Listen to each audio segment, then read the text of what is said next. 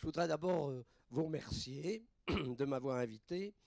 Je vais vous donner surtout mon témoignage. Mon témoignage, vous livrer quelques réflexions qui peuvent peut-être vous aider à reprendre ce que vous vivez chaque jour dans votre vie professionnelle. Vous faites parler un prêtre. C'est original, c'est original. Je n'ai pas tout compris ce qu'on a dit tout à l'heure dans la présentation du directeur, ce qui montre que je suis dans un autre univers.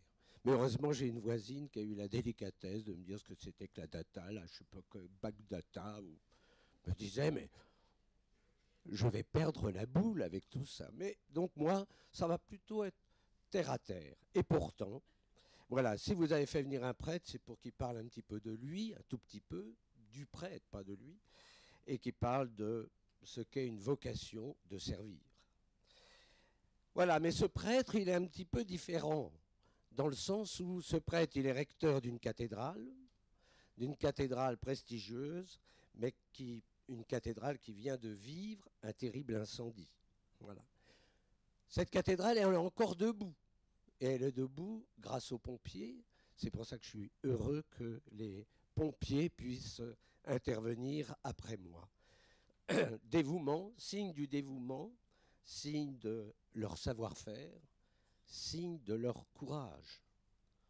Moi, j'ai passé l'incendie, j'étais sur le parvis, à côté du général Gallet, qui me montrait de temps en temps, avec des mots sibyllins, qu'ils essayaient justement d'arrêter le feu. Et puis il y a eu un moment terrible quand il m'a dit la tour nord brûle.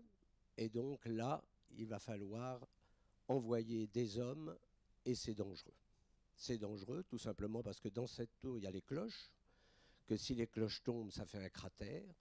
Si elles tombent, ça fait tomber la tour nord. Et si la tour nord tombe, je peux vous assurer que l'autre tour tombe aussi, c'est-à-dire toute la cathédrale disparaissait sous mes yeux. Ça a duré 25 minutes, c'était 25 minutes bien longues. Voilà, vous êtes devant votre cathédrale, elle brûle, vous êtes sur le parvis, vous ne pouvez rien faire, vous êtes complètement désemparé, incapable d'agir. Vous fixez les yeux sur la façade en disant peut-être que dans une demi-heure, je ne verrai plus cette façade. Et puis je pose des questions, pas aux pompiers, parce qu'ils avaient autre chose à faire que d'entendre mes questions, au bon Dieu. Parce que s'il y en a un qui m'a entendu, enfin je ne sais pas s'il m'a entendu, mais à qui j'ai parlé, c'est bien lui.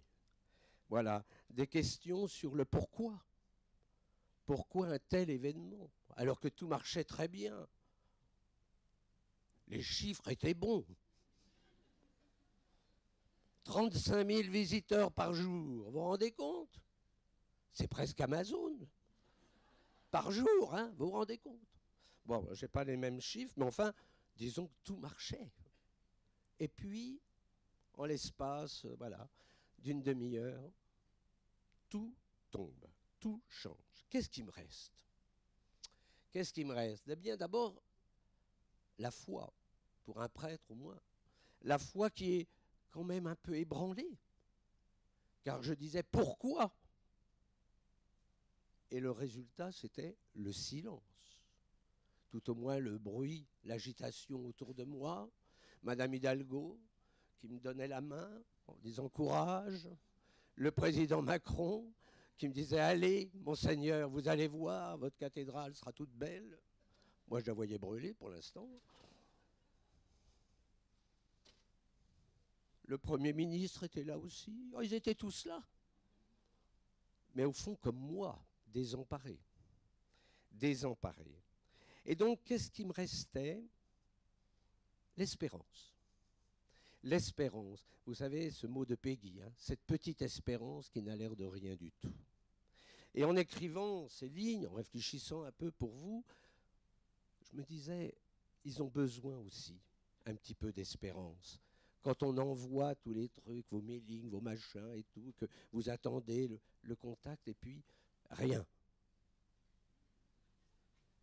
Oui, vous voyez simplement le retour du courrier. Enfin moi, Je vois ça parce que pour le denier de l'église, on fait pareil. Hein. On envoie 3000 lettres, il y en a 2000 qui reviennent, non distribuées, ou au cimetière, ce qui est encore pire. Parce que là, c'est même plus la peine de les envoyer. Donc, c'est plus la peine. Voilà. Voilà. C'est peut-être cette vertu de l'espérance qui nous fait avancer. Et donc, j'ai regardé un petit peu. J'aime beaucoup Bernanos. Et donc, Bernanos, dans La liberté, pourquoi faire, dit pour rencontrer l'espérance, il faut être allé au-delà du désespoir. Voilà. Donc, je crois qu'il faut qu'on vive une sorte de désespoir. Et il y avait de quoi être désespéré devant cette cathédrale. Et il ajoute, quand on va jusqu'au bout de la nuit, on rencontre une autre aurore. L'optimisme est une fausse espérance, à l'usage des lâches et des imbéciles. Pourtant, Dieu sait que je suis optimiste, mais j'ai bien compris que c'était moi l'imbécile. Mais il dit, l'espérance est une détermination héroïque de l'âme. Et la plus haute forme de l'espérance, c'est le désespoir surmonté. Eh bien, dans notre vie professionnelle, on a sûrement besoin, de temps en temps, de surmonter notre désespoir. L'espérance, voyez, c'est de faire face à une cathédrale qui brûle. Et cette vertu, vous savez, elle est accessible à tous. Il ne faut pas être curé, hein, pas besoin. Non, il faut opérer un retournement. Ce que je vous propose, c'est-à-dire que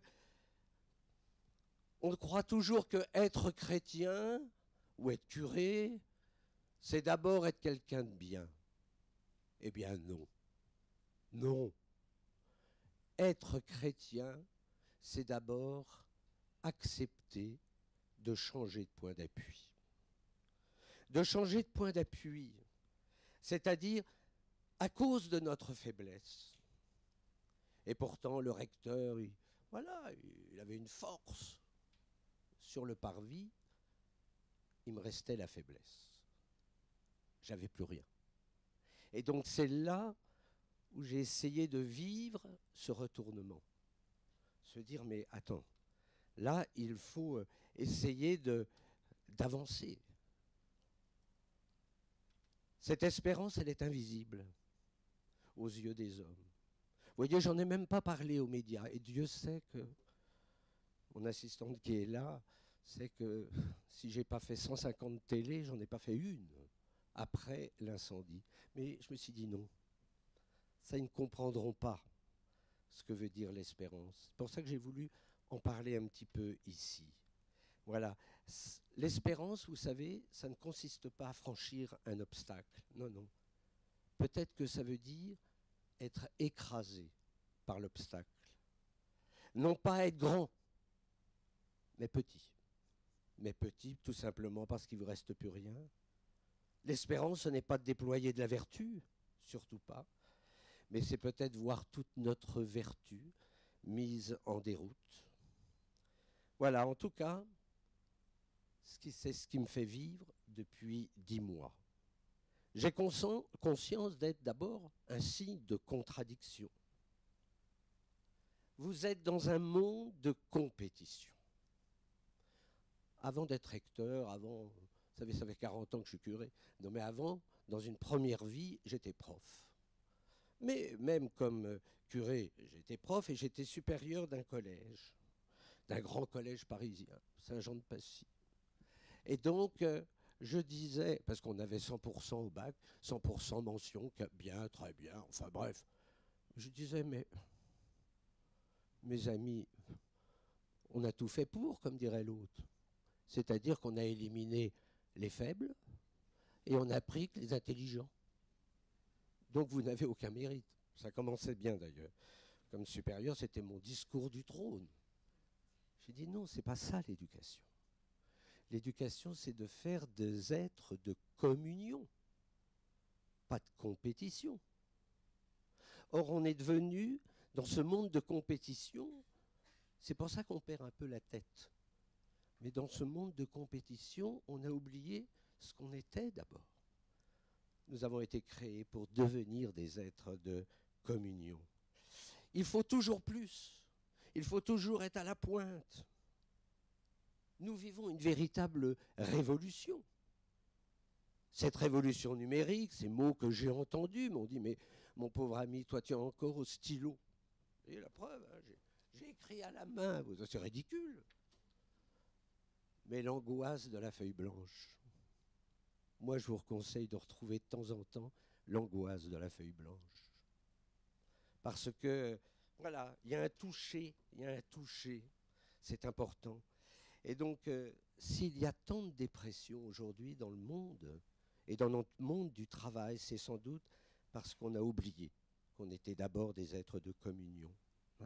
Mais parce que nous sommes victimes de cette société de consommation. Il faut toujours plus, il faut toujours plus. C'est ce monde étonnant, hein. Il faut rester branché. Parfois, je suis invité, ou même, il y en a qui viennent me voir, mais l'appareil est branché, alors dès que ça fait un truc, hop, ils regardent. Je dis, mais attends, ah si, c'est peut-être urgent, ah, c'est peut-être un contrat. L'autre fois, je dîne, il y avait au moins 3 portables. Le gars, il avait 3 portables. Mais je dis, mais tu deviens cinglé. Ah ben non, mais c'est important parce que c'est en fonction des heures aux États-Unis, comme il y a un décalage horaire, on ne sait jamais les marchés. Je me suis dit, mon Dieu. Et la femme était en face, hein, qui avait aussi ses portables d'ailleurs. Donc plus personne ne se parlait, on parlait au portable. Via peut-être d'ailleurs. Voilà, le monde des robots. Mais le monde des robots, c'est merveilleux. Et je trouve c'est formidable qu'on avance là-dedans. Mais est-ce que les robots seront toujours au service de l'homme ou est-ce que c'est l'homme qui est au robot? Je vais vous raconter une histoire incroyable. Parce que je vais la revoir la semaine prochaine. Une interview, c'était en 3D. Bon. On me met une boule devant mon bureau. Une boule avec 2 petits yeux. Enfin, je ne sais pas si c'était des yeux, mais enfin bref. Et la journaliste se met derrière un rideau. Donc je ne voyais pas la journaliste. Et elle m'interroge. Première question, pour vous, cette boule, c'est un homme ou une femme? Je ne vous mens pas. J'ai dit, c'est un homme ou une femme? Je dis, non, c'est une boule. Alors finalement, elle insistait, j'ai dit, c'est une femme, puisque j'entendais sa voix. Donc j'ai dit, c'est une femme. Ça m'embêtait de réduire quand même une femme à une boule. Mais enfin, c'est comme ça.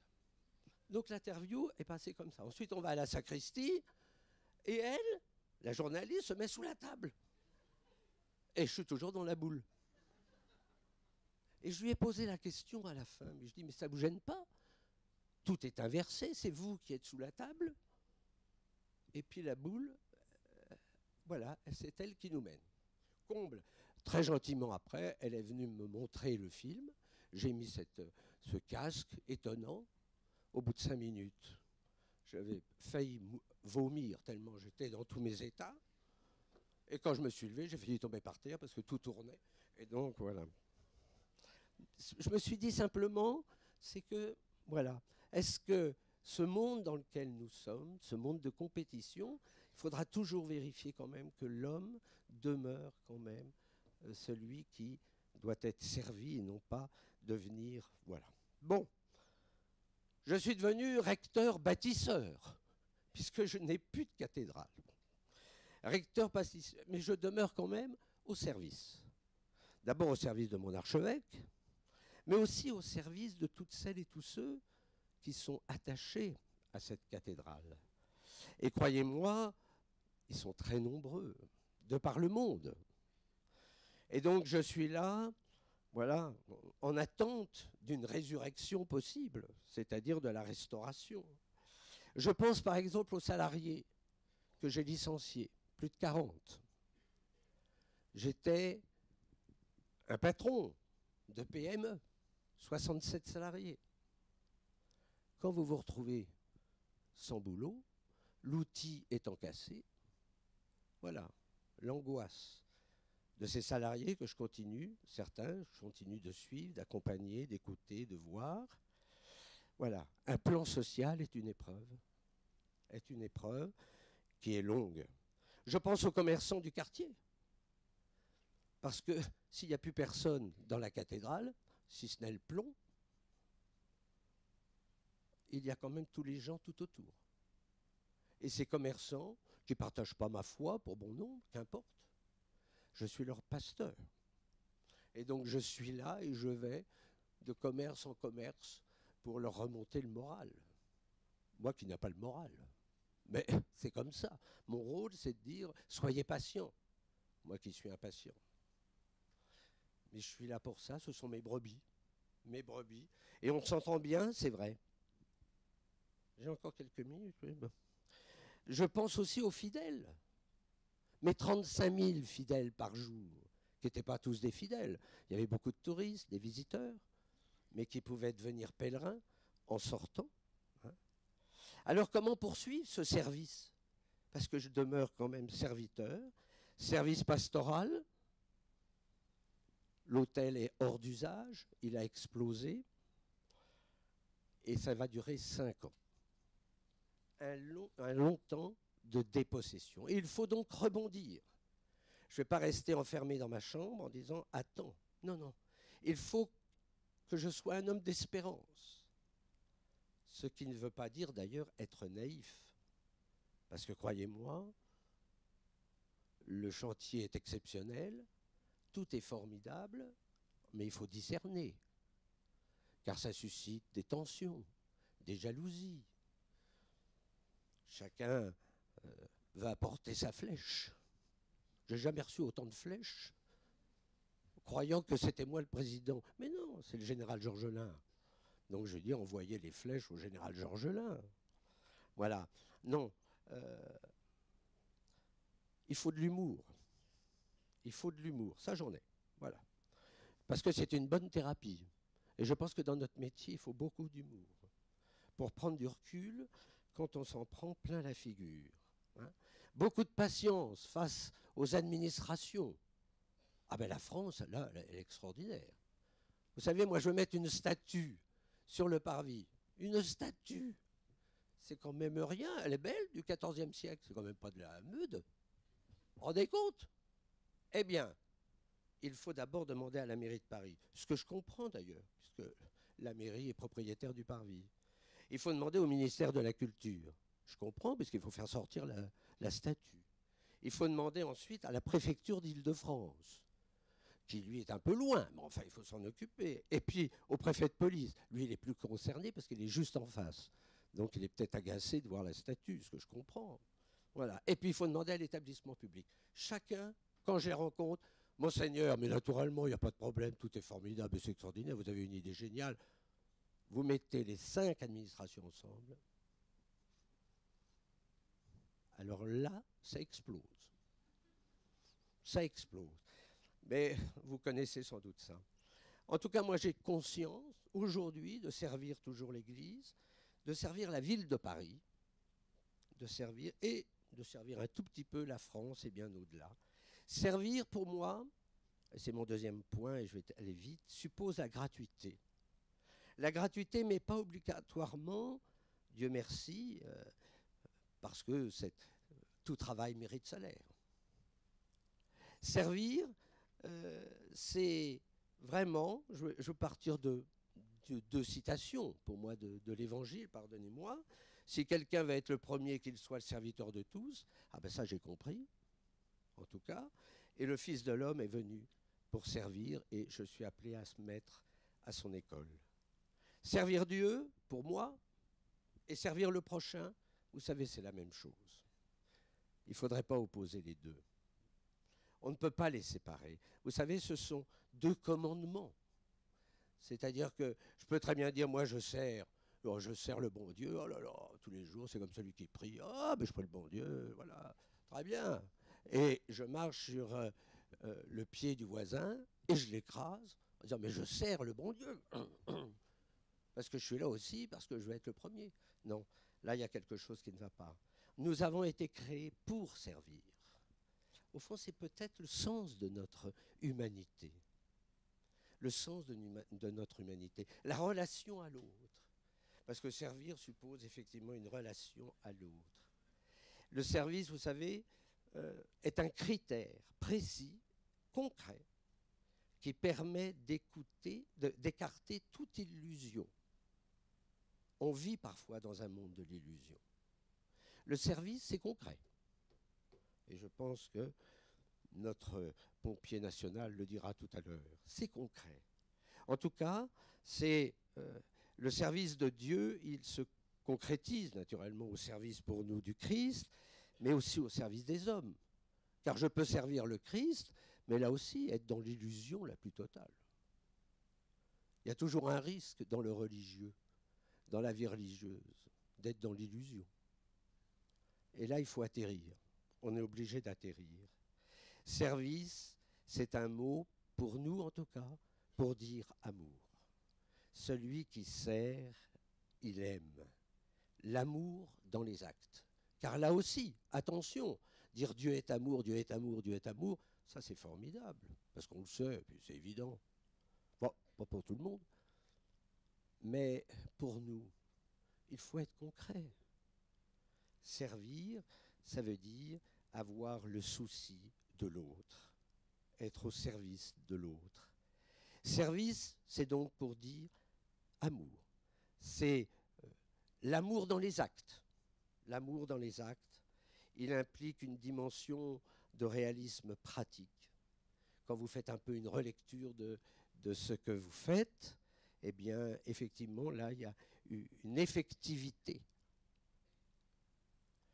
Il exclut les illusions du rêve. Et dans notre monde, même si parfois c'est agréable de rêver, là, pour le coup, il faut faire attention de ces sentiments vagues et irréels. Servir les hommes, oui, c'est ce que vous faites. L'homme répond à sa vocation, c'est-à-dire que je me réalise justement au service de Dieu, mais surtout des hommes, parce que là, c'est concret. C'est un reflet de l'amour. Vous savez pourquoi voilà. On n'a pas besoin de dire, je dis souvent aux fidèles qui font des actes de charité, qui vont visiter les petits vieux ou qui vont s'occuper des migrants, je leur dis, c'est pas la peine de dire je suis catho, je suis catho, je suis catho, hein, je te fais ça parce que je suis catho. Mais non. C'est à travers un geste que peut-être que celui qui est en face de moi dira, tiens, c'est bizarre. Dans la rue, personne ne me regarde, et lui, il s'arrête. Il prend le temps. Il fait un sourire, il me tend une main. Et il dira simplement pourquoi. L'essentiel, c'est le pourquoi. Après, pour nous chrétiens, c'est Dieu qui agit. Le reste, c'est son problème. Voilà, le travail, servir la communauté humaine. Et je terminerai là-dessus. Le travail, c'est, vous voyez, entre le travail et le service, il y a naturellement une relation étroite. On sert la société. Vous servez la société. Enfin, j'ai l'impression, hein, j'allais dire, vous encouragez la croissance économique, vous encouragez le progrès de la production. Et le but, finalement, de cette production, hein, ce n'est pas la seule multiplication des biens produits, c'est le service de l'homme. En tout cas, c'est ainsi que je le perçois. On est au service des institutions, servir les institutions. Moi, je sers l'Église, hein, mais pourquoi? Mais on sert les institutions pour qu'elles soient au service de tous, de la dignité de l'homme. Et puis les responsabilités que nous avons, eh bien, cela prend la forme d'un engagement spécifique. Il y a naturellement les responsabilités politiques, mais il y a des responsabilités économiques. Là où nous sommes, nous avons une responsabilité. Et de se dire, est-ce que cette responsabilité, je la mets au service de tel client, de telle personne. Voilà. Vous voyez, rien ne peut mieux caractériser, en tout cas pour moi, la vie spirituelle du chrétien, c'est le service et l'amour. Voilà, je crois que je vous ai tout dit. Je ne vais pas terminer par Amen, parce qu'ils vont croire que c'était une homélie. Donc, voilà. En tout cas, merci. Hein. Merci d'avoir écouté. Du coup, je me permettrai peut-être une question en tant que manager. Vous avez dans cette salle un grand nombre de managers, justement sur peut-être l'écoute, et puis comment le manager lui-même peut-être peut-il se mettre à l'écoute et peut-être au service de ses collaborateurs. quand on est effectivement avec une équipe, c'est normal qu'on interroge toujours le recteur de la cathédrale, mais le recteur, comme je vous disais, il était sur le parvis, incapable de faire quelque chose. Alors maintenant, quand je vais sur le chantier, dans la base Seine, car l'autre partie est plombée. Donc c'est tellement compliqué, comment il faut se déshabiller, les douches, les machins, que je dis non. Donc j'attends avec impatience qu'il n'y ait plus de plomb pour pouvoir retrouver la cathédrale.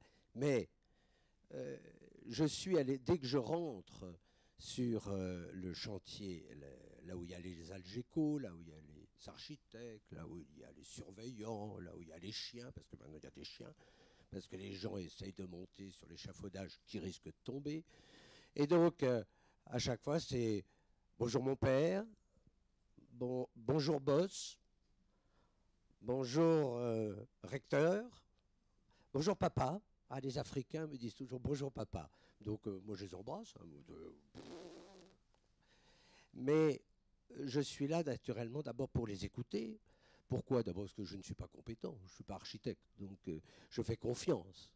Confiance dans l'architecte Philippe Villeneuve. Je fais confiance aussi dans le général. Ben, vous savez, il y a le général Georges Lain maintenant. Donc, on est tous au garde à vous. Oui.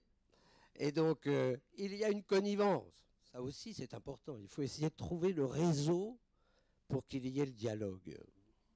Et donc, vous cherchez, vous tournez le boulot. Et à un moment, j'ai compris. Parce que quand il me voit de loin, il dit « Monseigneur !» Et je réponds « Mon général !» Et là, je peux obtenir tout ce que je veux. L'écoute. Là, vous avez un modèle de l'écoute et de se dire comment je vais essayer aussi dans la relation. Voilà. Bon. Les entreprises, je suis bien avec eux, notamment tous les compagnons du devoir. Parce que j'ai parlé des pompiers, il faudrait aussi que je parle des compagnons qui le lendemain étaient au service de la cathédrale. Le lendemain. Car effectivement, comme il n'y avait plus de toiture ni de charpente, les murs bougeaient. Notamment les grands pignons avec les deux rosaces qui risquaient de tomber. Et donc, ils ont travaillé jour et nuit pour consolider, enlever les statues en haut des pignons, et puis ils ont consolidé l'ouvrage. Et donc, je dis toujours, il y a les pompiers, il y a les compagnons du devoir, et puis vous me permettrez de dire, il y avait quand même la Sainte Vierge. Parce que quand je suis rentré avec M. Macron, le président et madame, et le général, premier mot du président, c'est dire « Monseigneur, regardez, la croix, elle est là. » Et je lui dis « Monsieur le Président, regardez, la Vierge est là. » Elle aurait dû être écrasée, cette fameuse Vierge que je veux faire sortir de la cathédrale pour qu'elle vienne sur le parvis, et je n'y arrive pas. Mais ah ben c'est comme ça, il n'y a pas d'humilité sans humiliation. Ça aussi, dans votre métier, sachez-le, ça fait partie des sentences des pères du désert. Pas d'humilité sans humiliation. Très bien. Mais tout ça pour dire qu'il y avait quelque chose aussi d'extraordinaire. Le lieu, naturellement. Mais comment se fait-il qu'il n'y ait pas eu effectivement de morts? Il y aurait pu avoir des morts. Quand ils ont sauvé la tour nord, ils auraient pu, quand les portes violemment se sont fermées et qu'ils étaient enfermés dans la cathédrale, il y aurait pu, tout tombait. C'était le plomb qui tombait en fusion. Et donc, ben voilà. Donc, la Vierge a sauvé aussi un petit peu. Et quand j'ai enlevé la Vierge, parce que je vais tout vous dire, elle est partie. Parce que comme j'ai vu qu'on ne voulait pas me la sortir, je l'ai prise sous le bras. À peu près, et elle est à Saint-Germain-l'Auxerrois, là où je suis pour célébrer. Mais quand j'ai dit justement aux compagnons, donc c'est dans la relation de confiance, j'aurais dit je vais enlever la Vierge, ils m'ont dit ah ça non, vous nous la laissez, on en a besoin. Donc j'aurais donné pas une photocopie, une reproduction, un moulage, voilà. Ils ont un moulage. Moi, j'ai pris la vraie. C'est pas ça, servir, tout à fait, mais enfin. Ça s'appelle un peu de l'égoïsme. Mais bon, j'en ai besoin quand même de la Madone. Parce que vous savez, il faut que je tienne 5 ans. Hein, donc, Et puis, ça me permet de lui parler. Moi, je suis un peu comme Don Camillo. Bah oui, moi je lui parle, vous savez. On me dit toujours, c'est difficile de prier, pas du tout. Moi je lui parle, moi je m'adresse comme je m'adresse avec vous. Hein. Et donc tous les soirs je la vois et je lui dis, mais qu'est-ce que tu fais? Mais qu'est-ce que tu fais? T'as pas envie de sortir? Elle répond un peu, vous savez pas, il y a un sourire. C'est-à-dire que dans votre dialogue, regardez les visages, regardez les regards. Voilà, c'est vrai à travers, je vois mes jeunes avec leur Facebook, leur machin, tout, je ne comprends rien, mais ce que je vois, c'est qu'il y a l'écran qui fait écran. Et donc dans votre relation, c'est le visage. Vous savez, deux visages qui se rencontrent entre ceux qui vous achètent quelque chose et vous. Il y a, on dirait un grand philosophe juif, Lévinas, il dit, il y a, excusez les mots étranges, l'illéité qui sort, c'est-à-dire un troisième, voilà, une troisième personne qui nous dépasse, mais qui permet à cette relation d'être sans doute encore plus vraie. Lui, il l'appelle Dieu, moi je l'appellerais aussi Dieu, mais j'allais dire c'est peut-être tout simplement une présence. Vous pourrez l'appeler comme vous voulez. Bonjour. Ma question, c'est que j'ai été étonnée que ni l'un ni aucun de vous deux n'ayez parlé de plaisir à servir. Vous avez parlé tous les deux de vos missions qui étaient parfois très dures. Vous avez perdu des compagnons, vous devez réconforter des gens qui n'ont pas le moral alors que vous-même n'avez pas le moral. Mais est-ce qu'à la fin de la journée, quand même, vous avez des kiffs, vous dites quand même, cette mission, oui, servir, c'est possible parce que je ne peux pas imaginer qu'on puisse servir dans la durée sans qu'il y ait un plaisir et qu'on en reçoive aussi quelque chose. Vous avez raison, j'aurais pu terminer sur la joie. Il y a toujours plus de joie à donner qu'à recevoir. Le fait, effectivement, de consacrer, donner notre vie pour celles et ceux qui nous entourent, c'est vrai que c'est ça qui nous comble de joie. Et moi, je dis, vous voyez, ça fait 40 ans que je suis prêtre. Pas un jour, pas un soir, je n'ai regretté. Et j'essaie de ne pas être optimiste, pour ne pas être un imbécile, mais j'essaye surtout d'être rempli de cette espérance. C'est-à-dire que, heureusement d'ailleurs, on ne voit pas toujours ce que l'on fait et le fruit de ce que l'on fait. Mais, j'allais dire, c'est peut-être ça aussi qui nous comble de joie, pour ne pas trop s'attribuer, car ça ne nous appartient pas. Mais j'ai une question. Je pense que vous aviez reçu beaucoup d'amour, vous aussi, lors du désastre. Comment percevez-vous cet excès d'amour des grands groupes pour venir en aide à la cathédrale? Ah, il y a peut-être un piège là.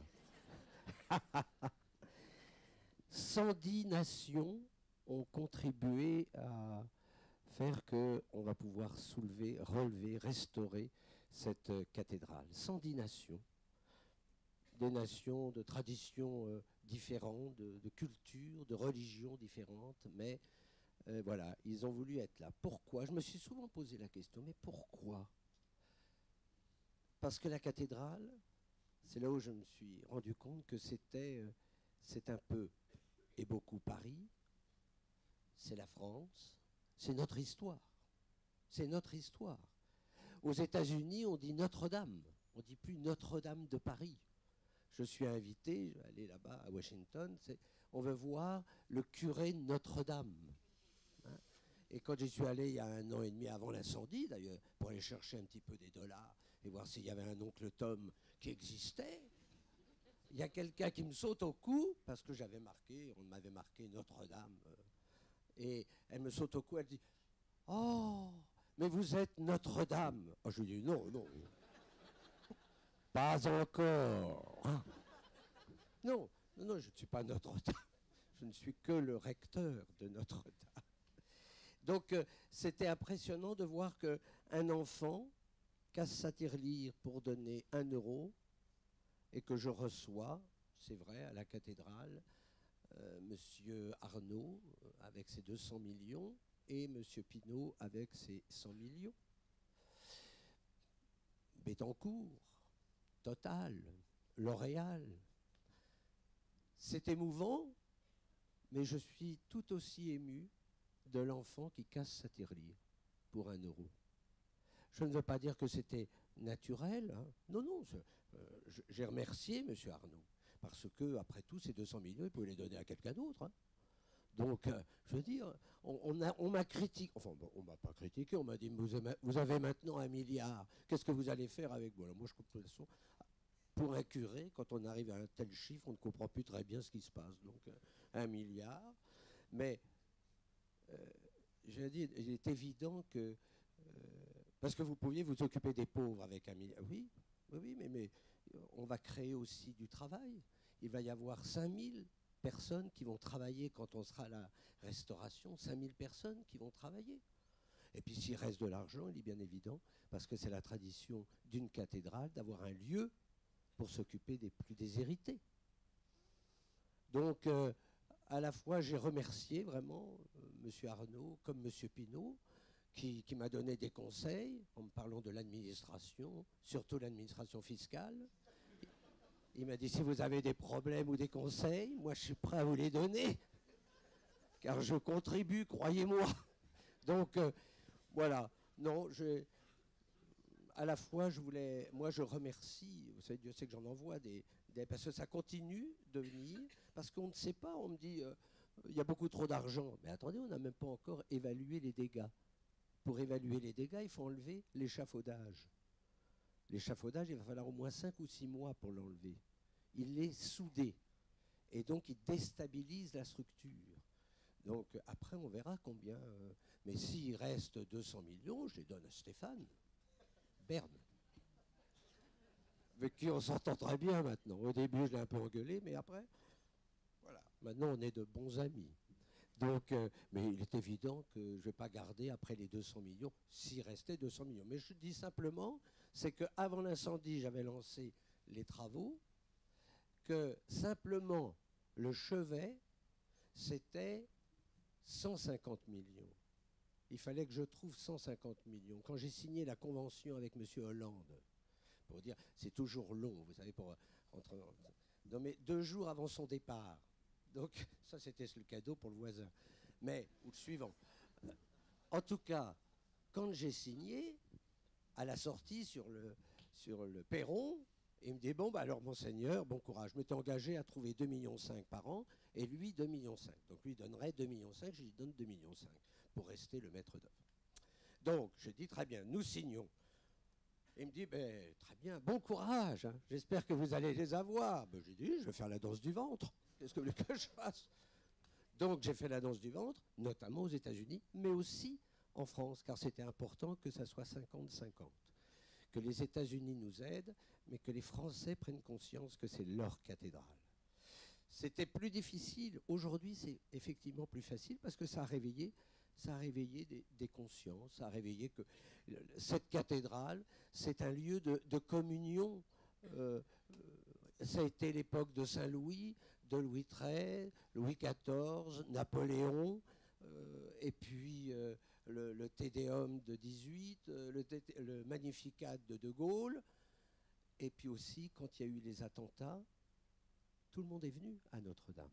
On ne s'est pas posé de question de savoir s'ils étaient chrétiens ou non. La cathédrale, c'est un lieu de communion des Français.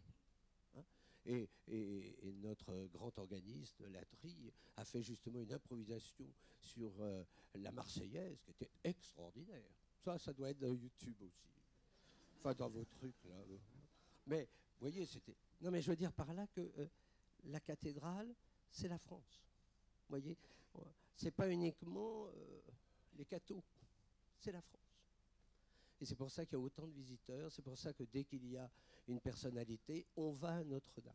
Pour la beauté du lieu, et puis je suis là pour les accueillir naturellement. Donc j'accueille les grandes de ce monde, Madame Melania Trump par exemple. Mais mon rôle, c'était de commencer par leur montrer, avec Madame Macron, la Vierge du Pilier. et de leur dire à toutes ces deux belles dames, mesdames, voici la première dame.